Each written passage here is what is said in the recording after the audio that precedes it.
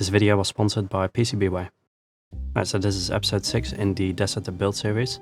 It's coming along quite nicely. We're doing some monitor upgrades in this video, some panel upgrades, and also lighting upgrades. And so if you're new to this series, I'm building this setup which started as a prototype, and it basically runs my entire YouTube channel. Like, we do build videos here, and yeah, I'm recording the talking head video on it right now. Really quick turnaround, right? I record the talking head, it records directly onto the computers, can start editing straight away. We're doing some monitor upgrades. So the monitor that I'm trying to integrate into this thing right here is from Innocent, and I send that out for a different video. So this is not sponsored by them or anything. But yeah, it was kind of sitting in my head. It's a 4K monitor and it's really nice, but the only problem was that it's 32 inches, which means that everything kind of needs to be rethought, essentially. So the speaker mounts need to change. The holding system for the entire monitor needs to change as well, because it doesn't actually reach far enough back with the base mount system. Initially, I tried to invert that whole panel, or the whole tube, and then mount it on there, which worked okay, but then the monitor was way too close to face. And I did something that you probably shouldn't do, but I made some spacers with washers between the base mount and the actual mounting point on the monitor itself. After that, we needed to figure out how we would actually be remounting the speakers, essentially, because those were custom fit to the monitor that was on there, the 27-inch version.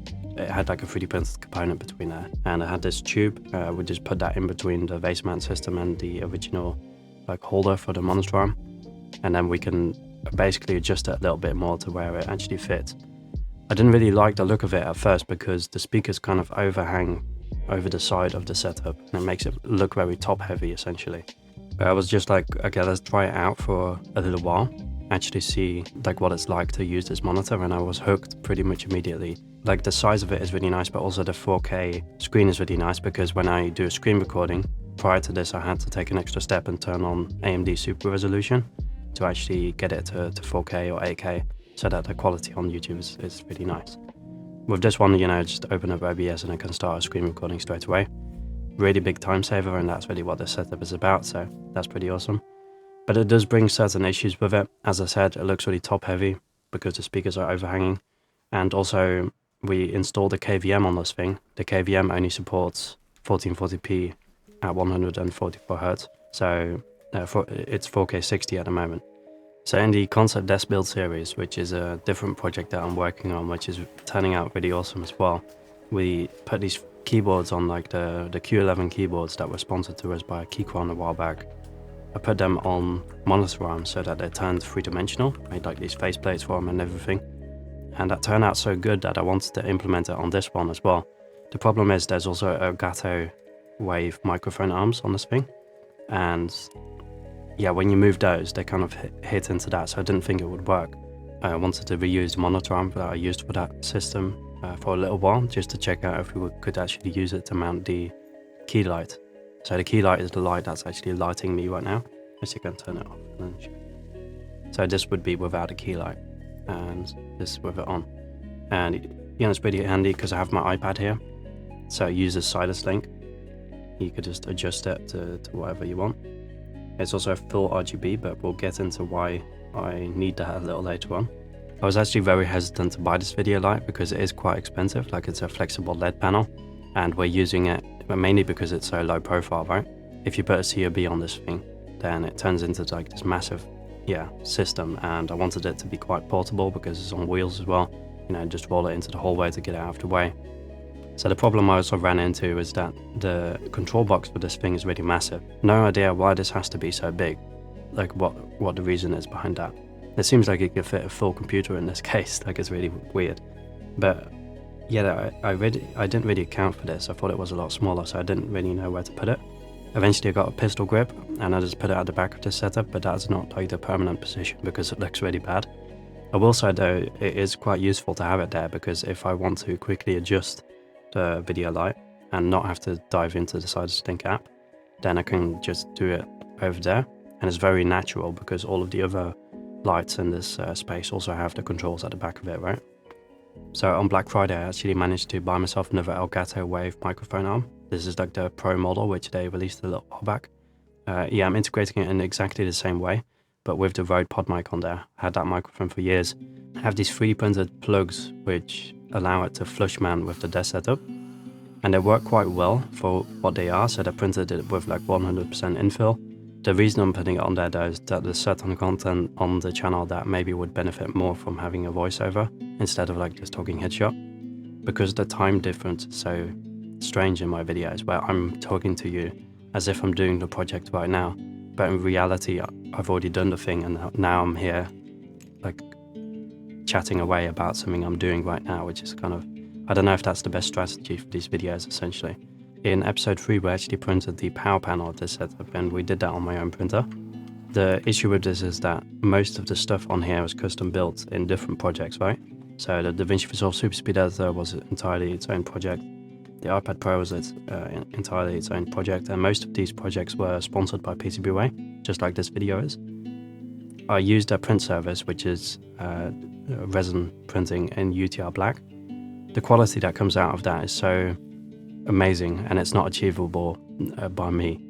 And the reason I reprinted them anyway is because I need some kind of final form where if this setup is done, then it's done, and nobody can, like, we're not upgrading this thing anymore once it's finished, right? They offer a lot of other services like CNC machining, sheet metal fabrication, injection molding, and PCB production and assembly. They've been around on the channel for quite a long time, and I really appreciate their support. So they also sent over a Christmas package, which I wasn't actually expecting, like a Christmas gift package. Tons of awesome stuff in there. Also this plaque, which I totally wasn't expecting, with Partner of the Year. Really appreciate it. I just like working with PCBWay on these projects. It's more like a collaboration. It doesn't feel like a sponsorship at all. It just feels like, yeah, we're just working together in certain sense. You can pretty much immediately see like the quality improvement there, where it went from looking okay to like actually finished, like an actual product. And that's, yeah, I really dug that about the resin UTR black stuff. So if you're enjoying the video so far as well, then definitely consider subscribing. If you don't subscribe, then you might never see another one of my videos again, because it doesn't end up in your suggested feed, and you might miss something. That said, I've also started a Patreon. This really helps in regards to keeping this channel sustainable, and I also upload all of the step files, so you can actually adjust the project that I've been working on. All of the 3D scans that I make, I'll upload on there, the SVG files for like the laser cutouts, that kind of stuff. So if you want to follow along in the projects and help the channel at the same time, then your support goes a really long way. So once that was all put together, I wanted to start on the front panels, which I made in the first episode, and I kind of regret it, because I'm not sure if I'm actually going to be able to fill that up with useful stuff or anything like that. It will give us some upgradability in the future, but it doesn't look that good. But yeah, I went on to MakerCase, and that's a website where you can basically make unlimited boxes in whatever size you need, and then you can send them off to a laser cutter. So here I'm using the Xtool S1, and we can cut out that box. Really awesome tool. I did not know that this existed, and if I did know that it existed, I probably would have bought a laser cutter like a really long time ago, because you can use a lot of these boxes for really awesome projects essentially. This use case right here is really simple, but you can imagine like quite a lot of possibilities with this thing. So in this case, I didn't really have a plan going into this, and that was really the problem. Like I just created this box, I glued it all together, and then I jammed it into that gap, and then I kind of figured out like it made the gap really quite small, and I also just filled it up with some wood filler all along the sides. But I don't actually know what I'm going to do with this yet. Initially I wanted to put some kind of drawer slide in there, but then it basically becomes like a useless drawer because it's so small. But yeah, after setting all that up, I started experimenting with lighting, and not specifically for a video or anything like that, but I figured that I was like editing really early in the morning, and it's really dark outside, so I used the key light to actually light up the space a little bit, because having that bright screen in front of you like a rectangle it's not a very comfortable position to be in. I noticed that by putting a tube light behind the monitor, it would just light up the control surfaces, and that was a very comfortable position to edit in. The tube light also works really nicely on camera, so that we can actually use this setup for b-roll shots where we're building stuff or something like that.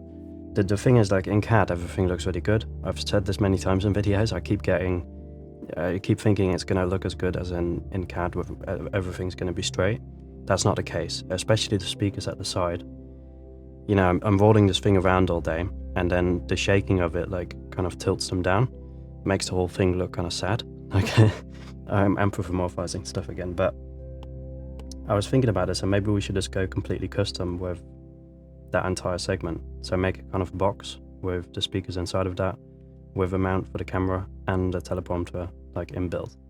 And maybe we should just move the audio interface, like change that for a different one, and put that in the panel over here. Something else I've been really thinking about, like this screen is great. I just took away the speakers over here, but this screen is really great, but it also accommodates a lot of other displays, like really funky displays, like the Odyssey, what is this, G9 or something? Yeah, the Odyssey G9, I suppose. Like, look at how good that would look on this thing. It would look so futuristic. That's way outside of my budget though, but I mean, yeah, and it would also it would introduce new issues where the camera would be placed. Like if the teleprompter would be placed right behind here, and we could get the setup low enough to where it still works for a talking headshot, that would be great. But then we wouldn't be able to record like tutorial videos on here anymore where I'm just sitting behind a desk setup. But I mean, this it looks really good. I don't know.